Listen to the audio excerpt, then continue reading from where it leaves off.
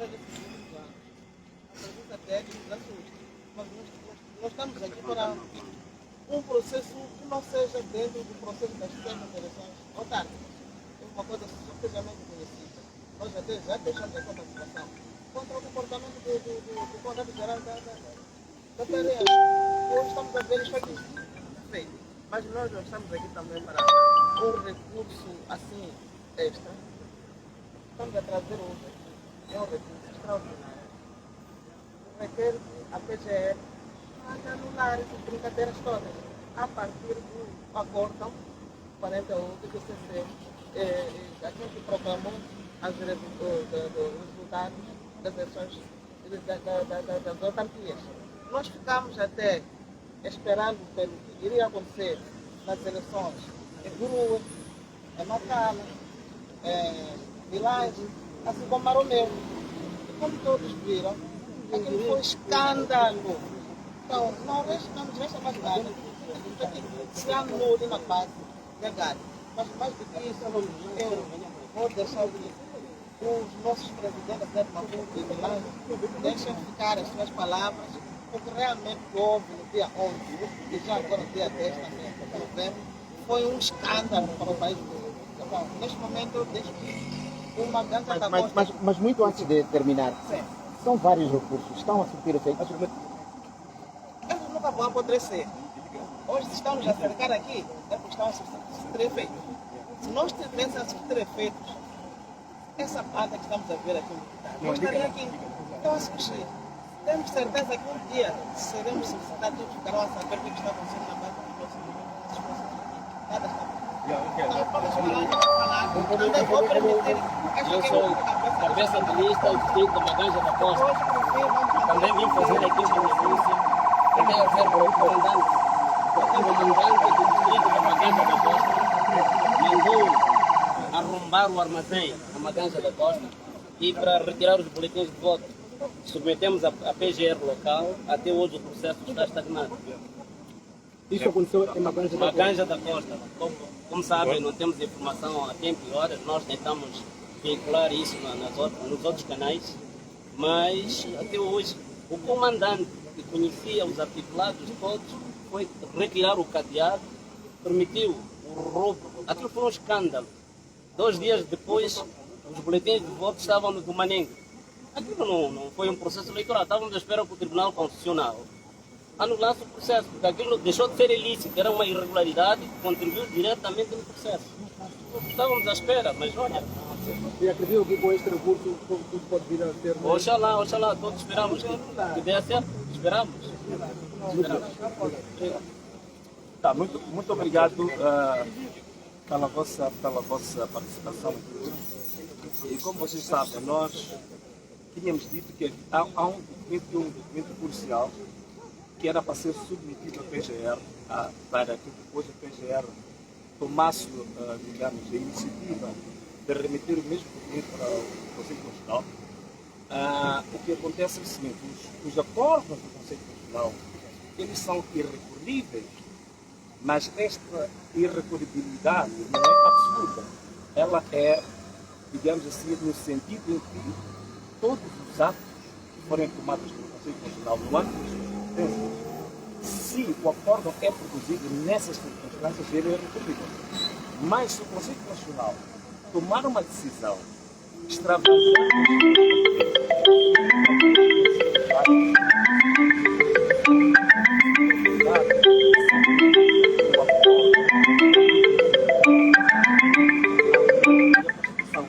nessas circunstâncias o acórdão é recorrível. Porque qualquer jurisdição, seja a jurisdição comum, por crimes normais, ou a jurisdição especializada, por exemplo, a jurisdição aduaneira ou administrativa, todos os acordos são passíveis de serem anulados ou serem suspensos. Então, apesar da lei ser omissa, haver uma lacuna em relação aos acordos constitucionais, mas não quer dizer que haja algum impedimento. Não existe impedimento, existe uma lacuna. Quando há uma lacuna, qual é que é a abordagem? É a abordagem pelo princípio da igualdade, que é o princípio de que, para as mesmas circunstâncias, decisões iguais. Nesse sentido, este acórdão foi provado que feriu, tem vários vícios na sua produção, então logo este acórdão é recorrível. Então é nesse sentido, usando a própria lei orgânica do Ministério Público, que nós instamos ao Conselho Nacional, à Legislatura da República, para poder requerer a anulação do acordo junto ao Conselho Constitucional. Então, esta aqui é a base. Bom, Parece que o ambiente não está muito bom, o ambiente aqui para a sombra. Queremos que saia deste local.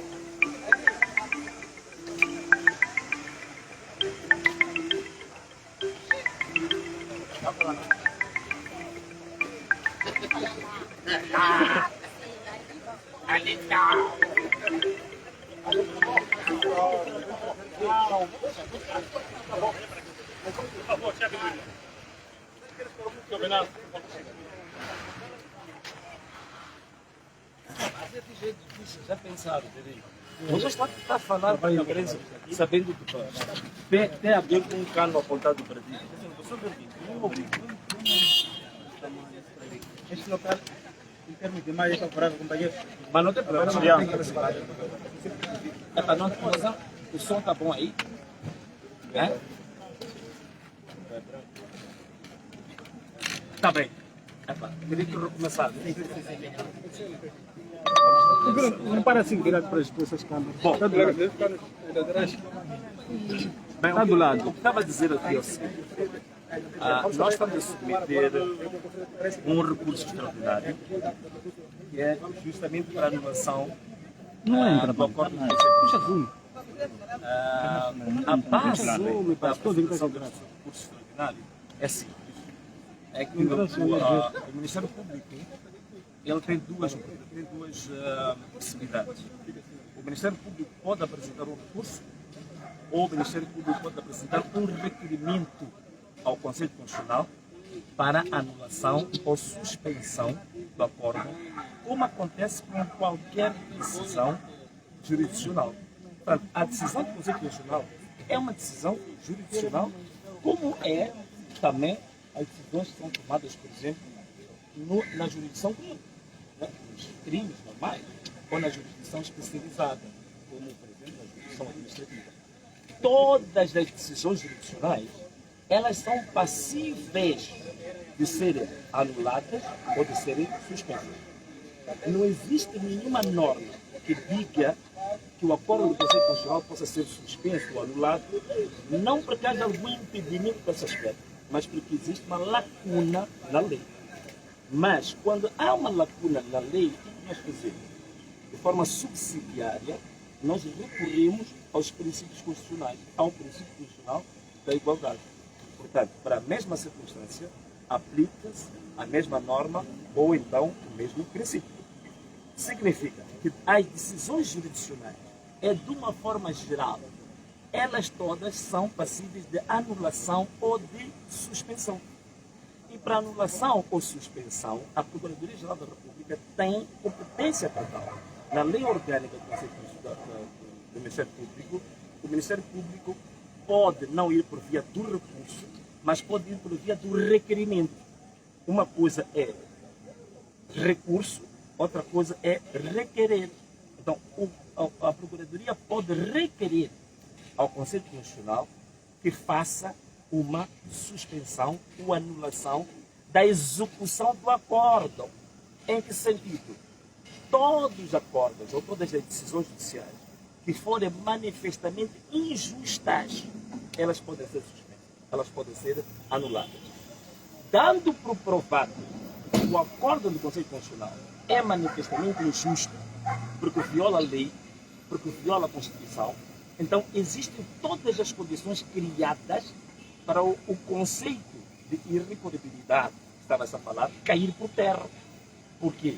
Porque existem elementos que comprovam que o conceito constitucional extravasou nas suas competências e nas suas atribuições, cometendo vários vícios. Por esta linha de pensamento, aí a Procuradoria, como tem feito com outras decisões noutras jurisdições, também pode, por esta via, requerer a anulação ou a suspensão da execução do acordo do Conselho Constitucional. Isso equivale a quê? Neste momento, vocês sabem, está previsto para janeiro, em princípio, a tomada de posse dos órgãos eleitos. Significa que neste momento temos todas as condições para se emitir uma providência cautelar para a suspensão da execução do acordo. Então, não se pode tomar posse em janeiro sem que antes haja uma decisão relativamente a esta providência cautelar. Estão a perceber? Então, algumas pessoas podem ter dúvidas, mas quais são esses vícios que o Conselho Constitucional cometeu, que comprovam que é uma sentença, um acordo manifestamente justo? Eu vou ler aqui, para eu não me enganar. São 11 vícios. O Conselho Constitucional cometeu 11 vícios, dos quais, se vocês tiverem um pouco de paciência, eu vou passar a descrever cada um dos vícios. Primeiro, foi o vício de usurpação do poder legislativo. Como vocês sabem, usurpou competências da Assembleia da República. O segundo foi o vício de usurpação do poder administrativo. Como vocês sabem, foram executadas operações que são operações meramente administrativas, operacionais, técnicas, que não são da competência do Conselho Constitucional. O terceiro é o vício da forma, da falta de fundamentação. Isso já foi muito dito, o Tribunal Supremo falou disso, a Ordem dos Advogados também falou disso, não vamos nos ater muito disso. A outra questão é a violação dos princípios de justiça e imparcialidade. Conforme vocês sabem, notou-se claramente que o Conselho Constitucional não teve imparcialidade. Um exemplo típico em relação a isso.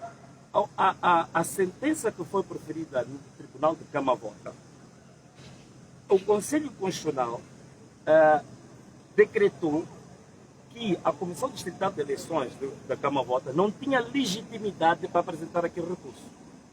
Se uma instituição não tem legitimidade para um recurso, significa que o recurso em si já está liminarmente, digamos, indeferido.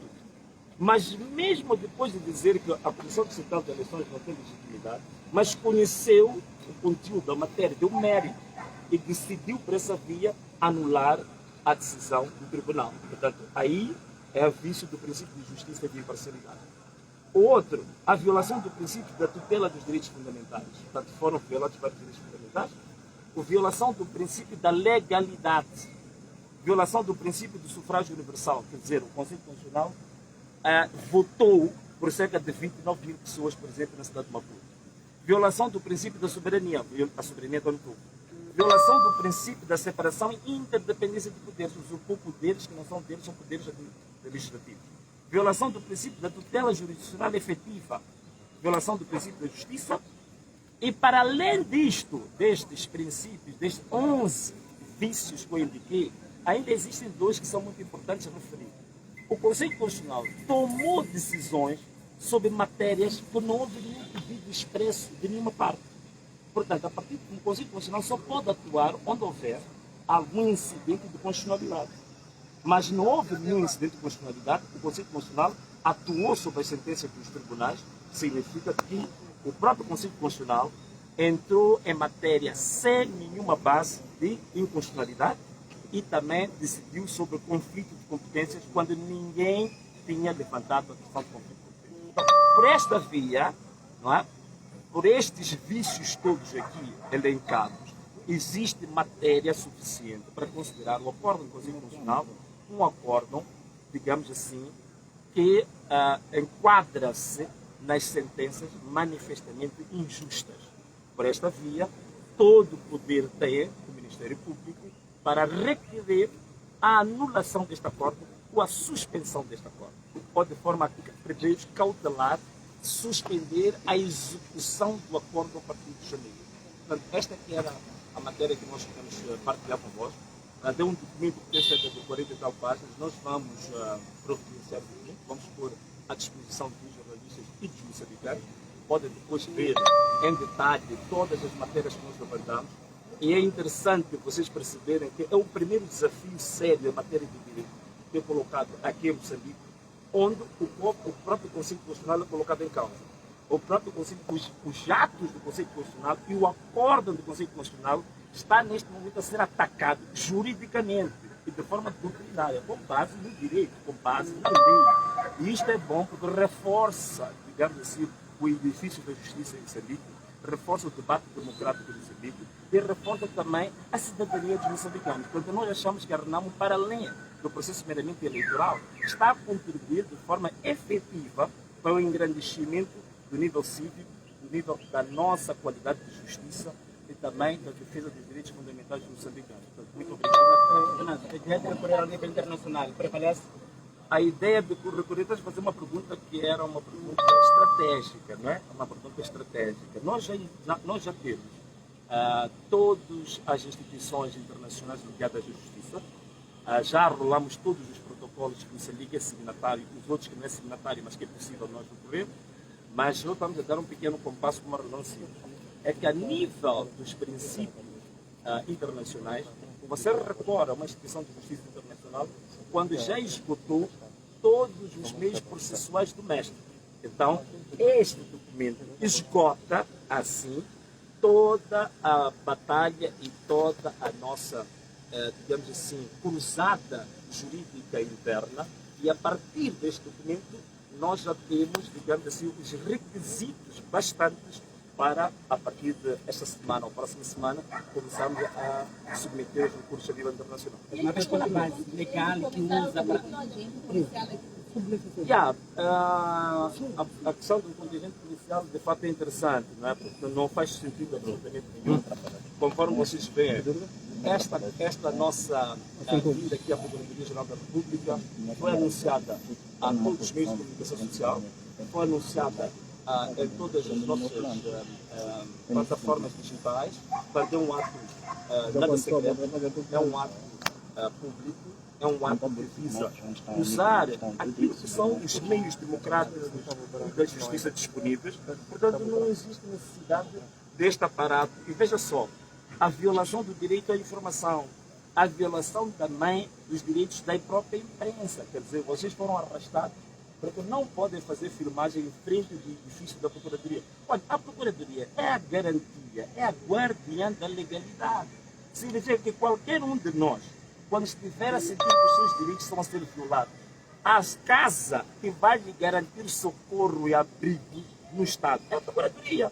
Se em frente da Procuradoria a imprensa é escorraçada, se em frente da Procuradoria os cidadãos que estão a vir a pedir justiça também são escorraçados, em frente da Procuradoria os outros moçambicanos que quiseram assistir esse ato também são amedrontados, aterrorizados. Então é um blindado que está ali. O blindado é um veículo para situações de motim. Então temos a força anti-motim armada e preparada aqui para todo tipo de situações de guerra declarada.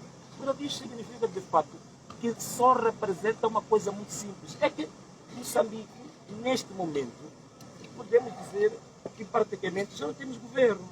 Porque quando se tem governo, o governo é mesmo para administrar justiça. O governo é para administrar o bem-estar. O governo é para garantir que os direitos dos cidadãos sejam salvaguardados e também exercidos. Quando um governo faz exatamente o contrário disso, não temos governo. O que nós temos agora é uma fachada do governo, mas por detrás o que nós temos é apenas uma associação para delinquir.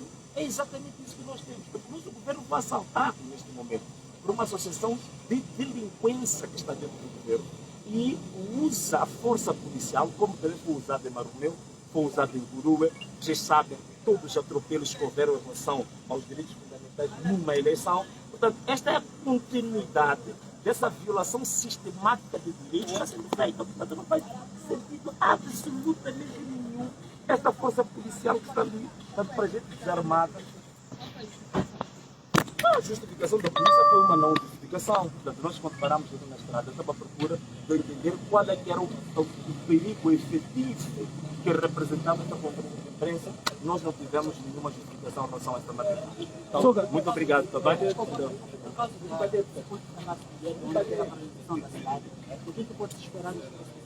Não, isso é uma boa pergunta. Ainda bem que você disse suposto fracasso. Você tem que entender uma coisa. A paralisação da cidade de Maputo foi feita a 60%. Nós contávamos que acontecesse a 60%, mas não foi feita a 100%, foi a 60%. Mas tens que perceber uma coisa. É a primeira vez na história democrática deste país que você tem um evento de confinamento da população para reclamar seus direitos. As pessoas já estiveram em confinamento, mas ordenadas por um decreto presidencial. Então, tu tens que entender que nós estamos numa escola. Portanto, estamos agora, foi o primeiro passo. Naturalmente, nas próximas ocasiões, esperamos que o sucesso vai ser maior. Portanto, é uma escola. Eu penso que para uma primeira ocasião que isso acontece e termos tido sucesso a 60%, eu acho que já realmente é algo para nós nos satisfazermos e dizermos que vamos continuar. As marchas não param. Só para a tua informação, nós já vamos, no próximo sábado, vai ser a última marcha da delegação política da cidade de Maputo neste ano. Depois vocês sabem bem as festas. A última marcha de 2023 vai ser exatamente no próximo sábado. Então aproveitamos também as câmaras das televisões para convidar toda a gente até a sede da delegação política da cidade de Maputo, que é na Emília da UCE, ao lado do STPN. A nossa concentração é às 9h30 e vamos partir às 10h30 para uma grande marcha para marcarmos, digamos assim, a última marcha de 2023. Portanto, quantas marchas realizadas em todo? Nós realizamos, eu não fiz a contabilidade, foram tantas, mas por volta de 40 marchas, por volta disso. Mas foram 50 dias, efetivamente, que nós tivemos em marcha. Sente que valeu a pena? Eu sinto que valeu a pena por uma razão muito simples. Por causa das nossas marchas, algumas instituições que supostamente não, em outras circunstâncias nunca haviam de se pronunciaram. Como vocês sabem, houve um pronunciamento público do porta-voz do Tribunal Supremo, justamente a defender aquilo que era parte da tese da RENAM. Houve, digamos, um artigo, foi escrito uma comunicação à imprensa da Ordem dos Advogados a defender justamente a parte da tese que era da RENAM.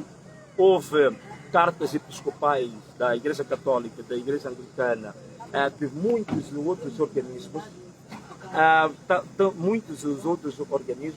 portanto, sim, agora estão a dizer que em frente à minha casa há um blindado que está lá. Não sei qual é que é a ideia desse blindado que está justamente em frente à minha casa. Acho que se precisam de mim, nem precisam de um blindado, né? Era só chamar-me e eu iria com todo o prazer à procuradoria ou qualquer outra coisa. Ou se vocês quiserem acompanhar, também podem ir comigo, porque eu hei de saber o que o blindado quer lá em frente à minha casa. Então, vamos contar a nossa transmissão, tem que ir assistir, ver qual é o desejo, o que esse blindado quer na minha casa. É interessante. Deixa. Então, nós agora fizemos a nossa transmissão em direto a partir da página oficial do Venâncio Mondlane. Vamos parar por enquanto aqui e vamos continuar a partir da minha casa, onde está instalado um blindado. Não sei por que razão, mas vamos lá ver o que se passa lá. Até já. Tchau.